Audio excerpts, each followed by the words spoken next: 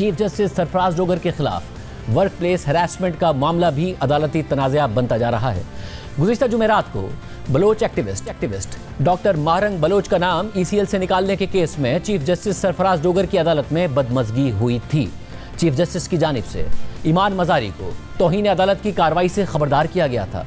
उनके सख्त रिमार्क्स भी रिपोर्ट हुए थे। समाअत के दौरान चीफ जस्टिस सरदार सरफराज डोगर ने रिमार्क्स दिए कि अगर मैं इस केस में कोई हुक्म जारी करूं तो ईमान मज़ारी नीचे जाकर प्रोग्राम कर देंगी कि एक डिक्टेटर बैठा है, जिस पर ईमान मज़ारी ने कहा कि मैंने ऐसी कोई बात नहीं की कि जो कानून की हुदूद से बाहर हो।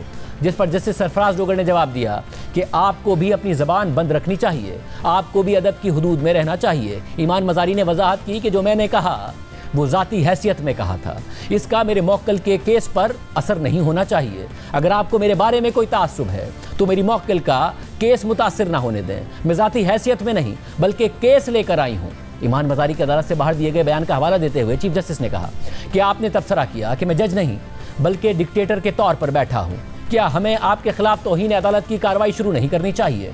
चीफ जस्टिस के रिमार्क्स पर ईमान मज़ारी ने कहा कि मैंने कानून और आइन के दायरे से बाहर कुछ नहीं कहा, कि अगर आप तौहीन अदालत की कार्रवाई शुरू करना चाहते हैं तो ज़रूर करें। आइन ने मुझे इज़हार राय की आज़ादी दी है और मैंने वही इस्तेमाल की है। बाद में चीफ जस्टिस ने ईमान मज़ारी के शौहर जो खुद वकील हैं उनको मुखातिब करते हुए कहा कि हादी साहब इन्हें समझाएं, अगर कभी मेरे हाथ आ गई तो।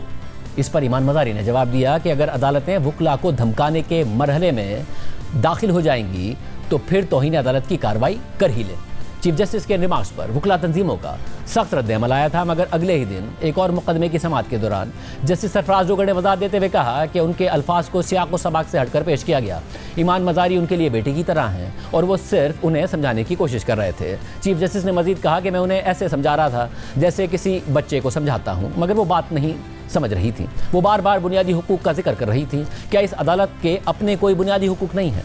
चीफ जस्टिस ने यह भी तरदीद की कि उन्होंने कभी पकड़वा देने जैसा कुछ कहा था, मगर ये तनाज़ा यहीं पर ख़त्म होने के बजाय अब काफ़ी आगे निकल चुका है। कल ईमान मज़ारी ने चीफ जस्टिस सरफराज डोगर के खिलाफ इस्लामाबाद हाई कोर्ट और सुप्रीम जुडिशल काउंसिल में शिकायत दर्ज करा दी और इस हवाले से अपने एक्स पोस्ट में बताया कि आज मैंने इस्लामाबाद हाई कोर्ट के चीफ जस्टिस सरफराज डोगर के खिलाफ इस्लामाबाद हाई कोर्ट की वर्क प्लेस हैरेसमेंट कमेटी में शिकायत दर्ज कराई है और मिसकंडक्ट पर उनके खिलाफ सुप्रीम जुडिशल काउंसिल में भी रेफरेंस दायर कर दिया है।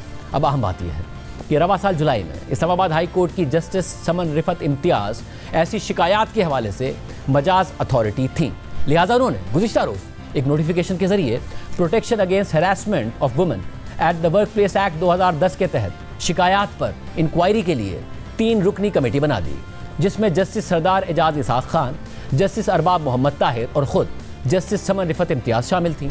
मगर फिर कल ही चीफ जस्टिस सरफराज डोगर ने खुद एक और नोटिफिकेशन के जरिए वर्क प्लेस हैरेसमेंट के हवाले से इस्लामाबाद हाई कोर्ट की मजाज अथॉरिटी को ही तब्दील कर दिया और जस्टिस समन रिफत इम्तियाज़ की जगह जस्टिस इनाम अमीन मिन्हास को मजाज अथॉरिटी बना दिया, जिसके बाद यह तनाज़ा मज़ीद पेचीदा हो गया। और इस सूरत हाल के बाद शिकायत कुनुंदा ईमान मज़ारी ने एक्सपर्ट लिखा कि आज मैंने चीफ जस्टिस सरफराज डोगर के खिलाफ सुप्रीम जुडिशल काउंसिल में दायर की गई अपनी कल वाली शिकायत में इजाफी मवाद जमा कराया है, क्योंकि कल जब मैंने शिकायत दायर की थी और उस पर कमेटी बन गई तो एक अलार्मिंग डेवलपमेंट हो गई। इस हवाले से कमेटी बनाए जाने के चंद घंटों बाद ही हिरासानी के केसेस देखने वाली जज को जानबूझकर और बदनीयती से तब्दील कर दिया गया। ये तनाज़ा डॉक्टर मारंग बलोच का नाम ECL से निकालने के केस की समाअत के दौरान खड़ा हुआ था। आज फिर चीफ जस्टिस की अदालत में ECL की केस की समाअत मुकर्रर थी, मगर डॉक्टर मारंग बलोच की तरफ से ईमान मज़ारी के बजाय मावन वकील अदालत में पेश हुई और केस किसी और बेंच को मुंतकिल करने की इस्तदा की और मौका अख्तियार किया कि गुज़िश्ता समाअत पर जो वाक़या पेश आया था उस पर ईमान मज़ारी ने शिकायत दायर कर दी है। इस्तदा है कि केस किसी दूसरे बेंच को मुंतकिल किया जाए। तो चीफ जस्टिस सरफराज डोगर ने रिमार्क्स दिए कि किस बुनियाद पर शिकायत दायर की गई है, अदालत में क्या हुआ था। अदालत का सवाल है कि मरकज़ी वकील पेश क्यों नहीं हुई।